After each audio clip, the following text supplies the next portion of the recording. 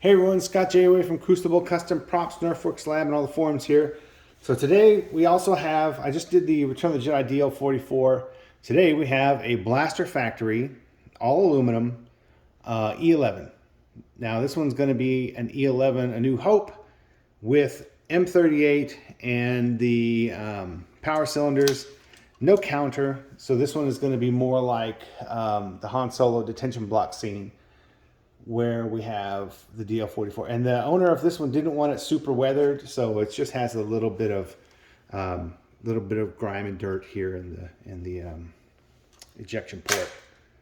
So like all of the Field Marshal E11s, this one will cock a little bit. It purposely jams up against the nuts in here. And the reason is this is aluminum, it's not steel. So if you were to fully pull this back and let it go forward, it would start to bend and break things. So that's not good. But this way, you get the little satisfaction of being able to play with it. Pull your trigger, and that's it. And it has a real magazine, of course. Real, it's really tight in there. I don't want to pull it out because the angle is weird around this tripod. But anyway, it will come out, but there's no real reason to pull it out.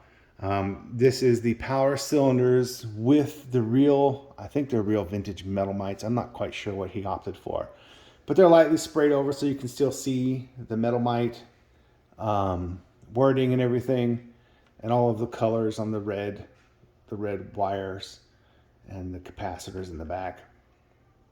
And we got T-Track, of course, and crinkle paint finish, that's what they were in A New Hope. And you can see it in the photo evidence. I've done videos about this before, but yeah, it's there. So yeah, here you go. This is there's no vintage parts on this aside from the scope and whatever, maybe the metal mites and the magazine, of course, but the rest of it is all as it comes as part of the kit. And I don't think you really need to do the vintage stock or anything unless you're doing really heavily weathered. Then it kind of adds a little bit of something, but otherwise the parts that is part of the aluminum kit are great. I mean, look at this thing. It looks like a real Sterling, pretty much. It's not as heavy, which is good, but it still has quite a bit of weight to it because there is the weight in the scope and all the big hunks of aluminum. So there it is, guys. Thanks for watching. Blaster Factory E11 with a real scope, the power cylinders, and everything done. There it is. Thanks for watching.